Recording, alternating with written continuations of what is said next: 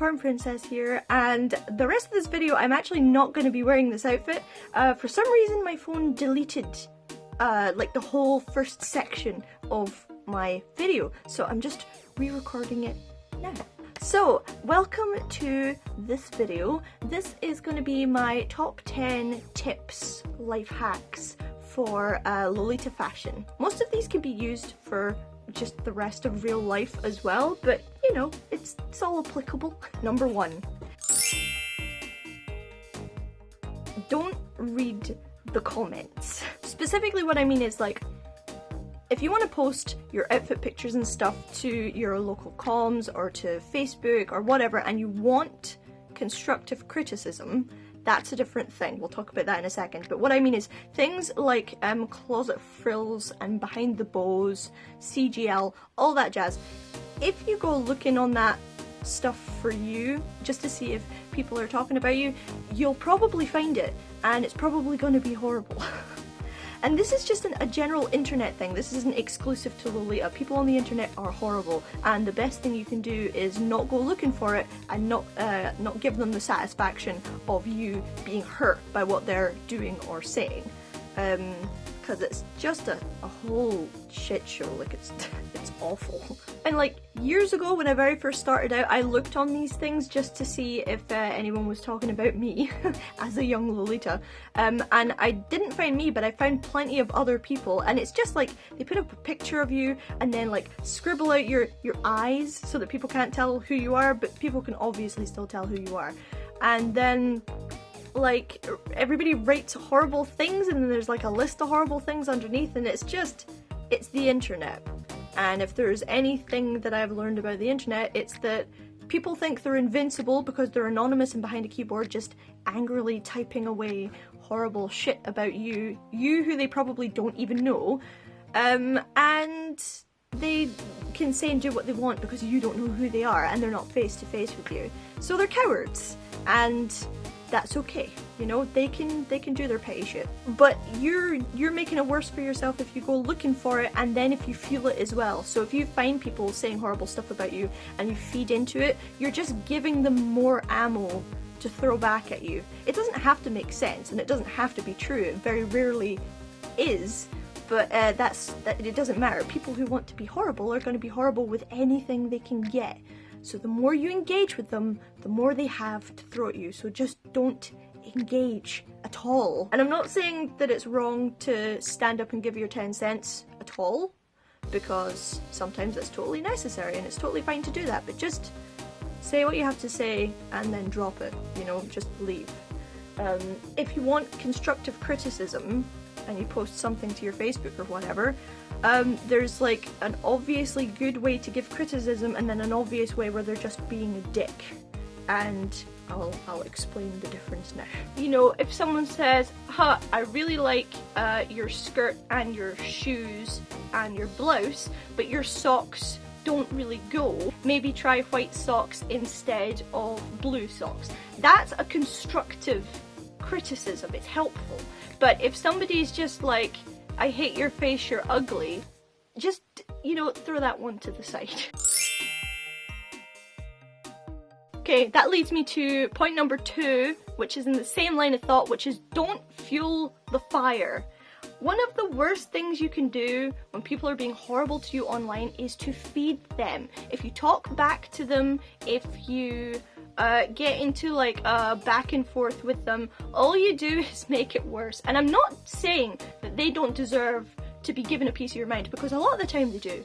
People are dicks. And I have done it. I have done it myself. In fact, I did it recently. It wasn't about me. I just saw somebody saying stupid, horrible shit about someone I know, and it was all stuff that was based in absolutely no fact at all, and some of the stuff they said was just like completely, totally wrong. So I kind of jumped on and I was like, you know, all that stuff's wrong, by the way. But I think there's a good way of responding without fueling the fire. Don't get into a petty, you're a dick, well you're a bitch kind of shouting match. If it's worth anything, drop your 10 cents and then walk away. Don't let it string out, don't spend too much energy on it. Believe me, I've done it. It's a stupid idea. And this leads me to point number 3, which is be prepared for hate. Again, this is not exclusive to the Lolita community, this is just an internet thing in general. When you meet up in groups and stuff, you make friends and it's nice and it's great and you get to hang out and have tea and that's awesome. But the online world is just like, people think that they're powerful because they're anonymous. And I think that it's more like advice for life now rather than just advice for being within the Lolita community, which is don't take it to heart and don't look for it. If you don't want to get bullied online, just turn it off. Don't look at the comments, don't get involved in any of that stuff. And I know that it can be hard, I know that it's tempting to look at what people are saying, and sometimes you get involved in a group and you like the group and then somebody ruins it for you.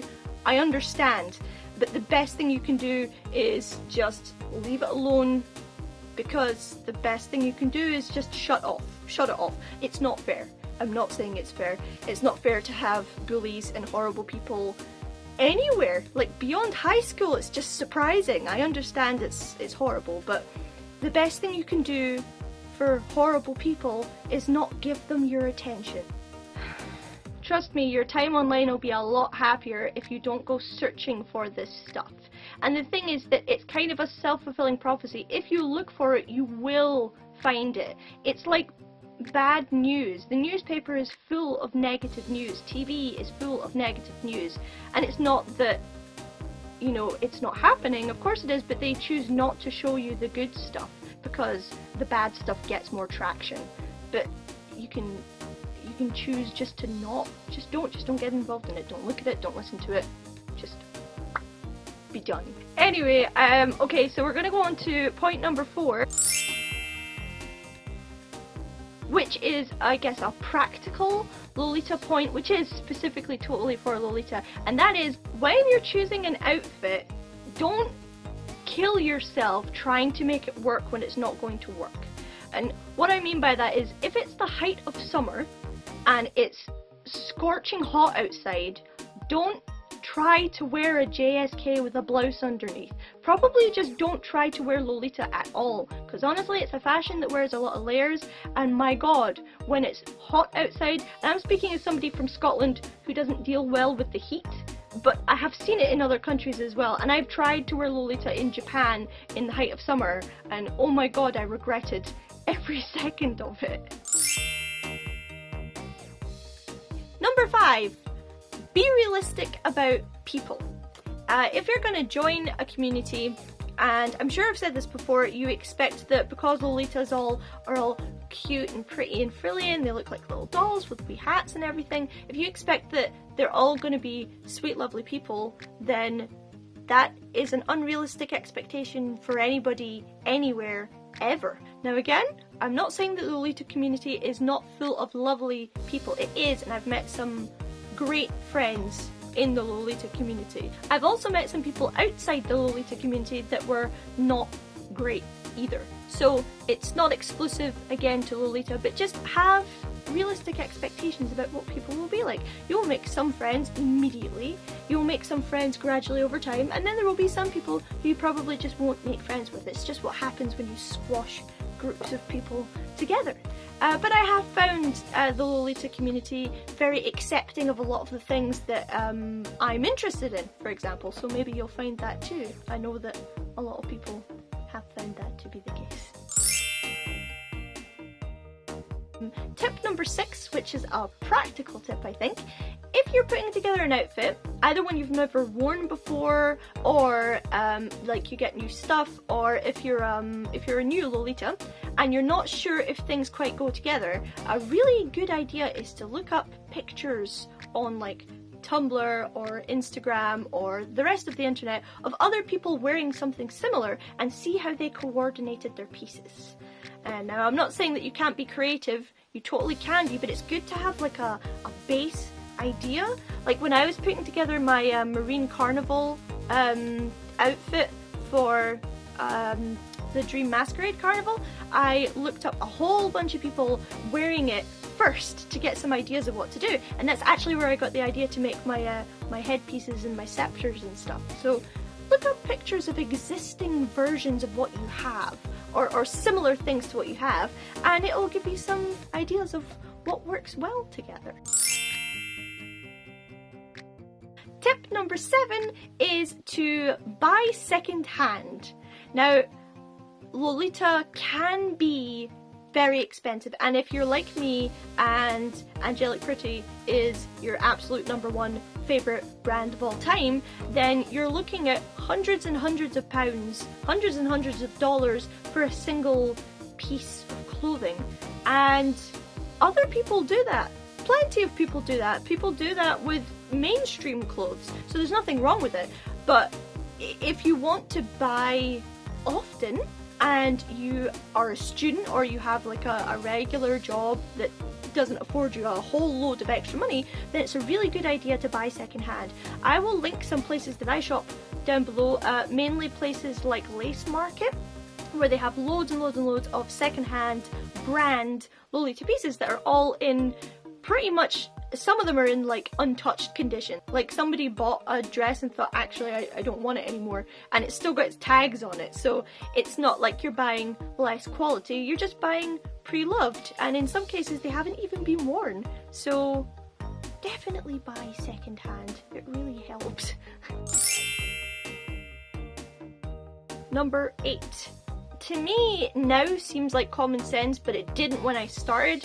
Don't try to wear Lolita with like a normal t-shirt or hoodie underneath. So if you're wearing like a jumper skirt and you put a, I don't know how to explain it, like a Primark or a Next or a New Look t-shirt or hoodie underneath the jumper skirt, they don't match. Very few things I find match with Lolita brands that are not other Lolita brands. I think sometimes I found that like this is Liz Lisa, and I found that some bits of Liz Lisa, some blouses look quite nice with some Lolita pieces, but a lot of regular clothes just don't work well being coordinated, and I think it's partly because of the fabric choice. Like a lot of regular t-shirts and hoodies are made of like cotton, whereas a lot of Lolita dresses are, they're still made of cotton, but it's different. They've got frills and glitter and sometimes a bunch of chiffon, so they don't tend to look well together. But I am willing to be proven wrong.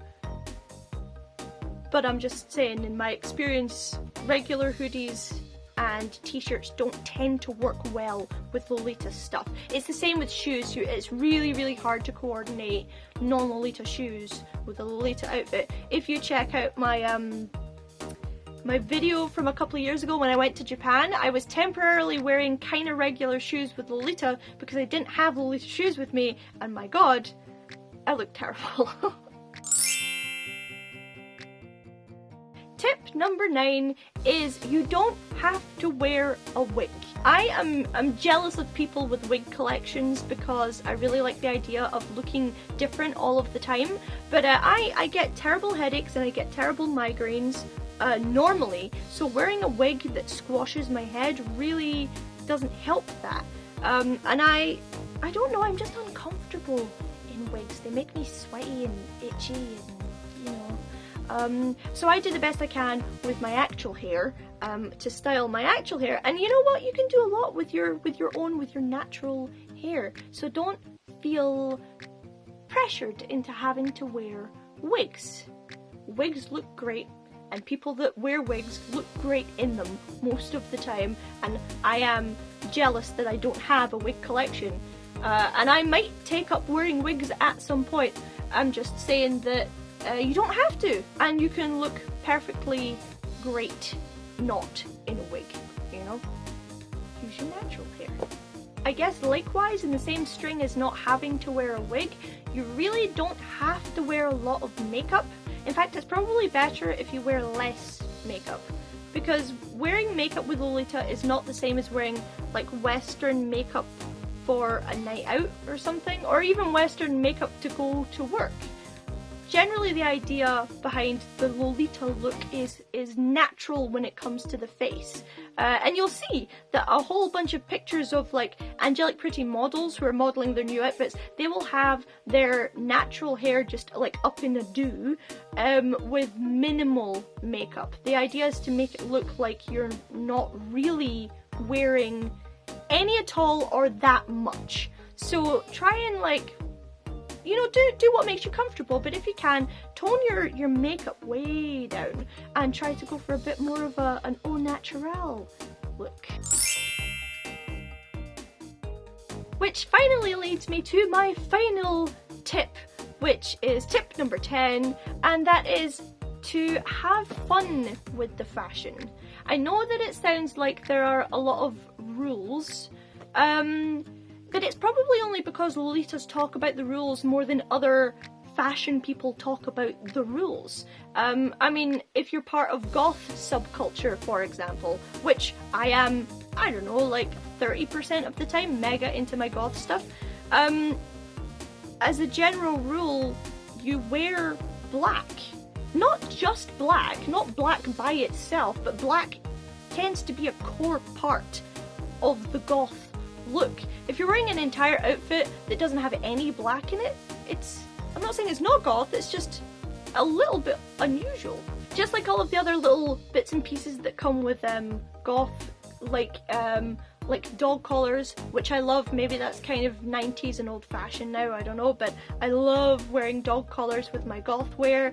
I love having my like really red lips and really dark makeup, and I really like, my skin is pale all of the time, but I have powder that really makes my skin look even paler, and that's like the best thing that I wear with my goth look.